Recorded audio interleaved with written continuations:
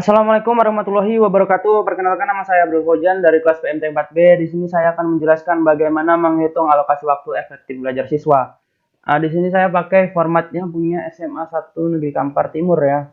Seperti ini bentuknya. Di sini saya juga memakai semester genapnya. Maka kita mulai bulan di sini dengan bulan Januari. Oke, borangnya ini di sini kita perlu mengisi jumlah minggu efektif, jumlah minggu tidak efektif, dan keterangannya. Oke, kita di sini membutuhkan kalender pendidikan. Kalender pendidikannya juga berasal dari SMA Negeri 1 Kampar Timur. Karena kita ketahui bahwasanya setiap daerah itu kalender pendidikannya itu berbeda-beda. Di sini, ini dia kalender pendidikan Negeri 1 Kampar ya. Kita mulai dari Januari karena kita ambil semester genap. Oke, langsung saja kita kesampingan dulu. Ini. Oke, kita sesuaikan. Nah, kita akan menghitung minggu-minggu pada bulan Januari ini. Kita lihat pada minggu pertama ya, minggu pertama ini, satu minggu pertama ini ada hari-hari yang tidak lengkap. Maka ini tidak kita hitung sebagai satu minggu ya. Maka kita mulai menghitungnya dari sini, 1, 2, 3, 4. Nah, di sini ada hari yang kosong. Hari yang kosong ini, ya kan, kita ambil dari bulan Februari 2020 sehingga menjadi satu minggu full. Maka nanti pada bulan Februari kita tidak bisa hitung ini sebagai satu minggu. Maka di sini ada 4 minggu ya, 1, 2, 3, 4. Nah, seperti yang kita tahu tadi bulan Januari ada 4 minggu ya, ada 4 minggu. Nah, jumlah minggu efektif artinya apa? Pada setiap minggu itu tidak ada kegiatan-kegiatan yang mengganggu kegiatan belajar mengajar. Maka di sini kita buat jumlah minggu efektif itu ada 4. Karena tidak ada di sini yang gangguan. Paling tidak di sini ada hari libur nasional, itu tidak terlalu mengganggu. Yang mengganggu seperti kita lihat pada bulan Februari, di sini ada satu minggu full itu ada kegiatan, yaitu ulangan semester 6 kelas 12. Maka di sini kita tahu pada bulan Januari jumlah minggu efektifnya tidak ada 0. Di sini juga kita bisa tuliskan keterangannya dengan strip. Oke, seperti ini. Begitu tadi cara mengisi ini semua sehingga kita dapatkan hasilnya, yaitu seperti ini. Yaitu Februari dengan jumlah minggu 4 dan jumlah minggu efektifnya 3, jumlah minggu tidak efektif 1, dan keterangannya di sini ini penilaian akhir semester tadi. Kenapa ada satu minggu itu tidak efektif, yaitu ini keterangannya.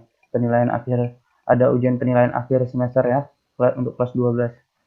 Nah, setelah itu kita jumlahkan jumlah minggu efektif ini. Kita jumlahkan sehingga kita dapatkan 14 kan. 14 minggu ini kita kalikan 4 jam pelajaran. Kenapa 4 jam pelajaran? Karena satu minggu itu porsi dari pembelajaran matematika itu ada 4 jam. Nah, setelah kita kalikan 14 kali 4, kita mendapatkan hasilnya 56 jam pelajaran efektif. Seperti inilah cara menghitung alokasi waktu efektif belajar siswa. Nah, selanjutnya kita mengisi program tahunan. Nah, pada program tahunan ini kita bisa lihat format tabelnya seperti ini ya. Ada semester, dasar kompetensi, alokasi waktu, dan keterangannya. Alokasi waktu di sini satuannya JP ya, JP, jam pelajaran. Nah, dasar kompetensi di sini kita bisa ambil dari buku. Ya, buku ini saya pakai buku ini ya. Ini buku guru. Ini buku matematika ya. Kelas 10 SMA matematika. Itu sebenarnya kan ada dua ya, buku untuk guru dan buku untuk siswa. Sebenarnya kompetensinya sama-sama saja seperti ini, gitu. Ada beda. Oke, kita copy aja langsung, copy. Kita taruh sini. Udah, setelah itu kita untuk mengisi alokasi waktu ini kita harus mengetahui dulu seberapa susah sih menjelaskan dasar kompetensi ini ya kan, atau seberapa susah sih materi yang akan kita jelaskan itu, berapa bobotnya. Jika kita sudah mengetahuinya, kita bisa mengisikan ini. Nah, di sini setelah saya timbang dan saya perhitungkan, di sini kira-kira ada 6 JP yang kita gunakan untuk kompetensi ini ya. Begitu cara mengisinya. Seterusnya, kita hanya perlu mengetahui ini. Seberapa menyulitkankah dasar kompetensi ini untuk didistribusikan kepada atau diterangkan nanti kepada siswa-siswa ya. Seperti itu. Sehingga kita mendapatkan tabelnya itu seperti ini. Ya, seperti ini ya. Nah, selanjutnya kita akan mengisi program semester. Nah, di sini bentuk formatnya itu seperti ini. Kita bisa lihat di sini ya, ada kompetensi dasar, bab atau subbab, jumlah JP, lalu bulan Januari, Februari, Maret, dan seterusnya berserta minggu-minggunya. Kita lihat di sini, bulan Januari itu ada 4 minggu, bulan Februari ada 4, seperti yang tadi. Ini berrelasi dengan apa tadi? Jumlah alokasi waktu belajar efektif tadi ya, yang kita isi di atas. Seperti ini, Maret ada 4, April ada 5, Mei ada 4, Juni ada 4. Nah, setelah itu, ya kan, setelah kita tadi kita isi, sama seperti di atas ya, 3.5 menjelaskan dan menentukan fungsi. Nah, pada bab di sini sudah saya sediakan ya, sudah saya kutip dari bab-bab dari buku ini ya, buku matematika ini supaya lebih cepat ya. Di sini ada bab 3. Bab 3 itu mengenai fungsi. Langsung saja kita copy. Ya, kita copy. Kita letakkan di sini. Ya. Sini pasti. Dan begitu juga dengan subbab-subbabnya. Subbab-subbabnya nih, copy. Kita paste di sini. Nah, seperti ini ya. Untuk lebih rapinya mungkin teman-teman bisa lebih jago ya untuk merapikannya. Lebih jelas. Oke. Nah, ini warna ini memiliki keterangan ini salah yang tadi penilaian akhir semester. Artinya pada garis ke bawah warna merah ini merupakan minggu-minggu yang tidak efektif untuk belajar ya. Tidak efektif untuk belajar. Baik, kita isi sehingga kita mendapatkan hasil seperti ini. Nah, seperti ini ya. Nah, untuk jumlah JP kita perlu mengetahui berapa, seperti yang saya bilang tadi, berapa kesulitan yang kita hadapi saat mengajarkan ini ataupun saat memberikan pelajaran-pelajaran ya.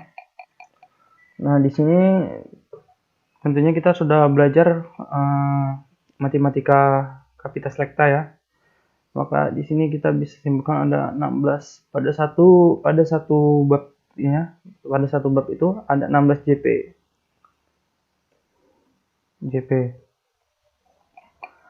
Nah, dari 16 JP ini ya kan, kita lihat pada setiap subbab. Subbab pertama yaitu notasi, domain, range, dan grafik suatu fungsi. Nah, pada grafik suatu fungsi ini kita tahu tingkat kesulitannya tidak terlalu ya, sehingga kita bisa membuatnya dengan 2 JP saja. 2 JP.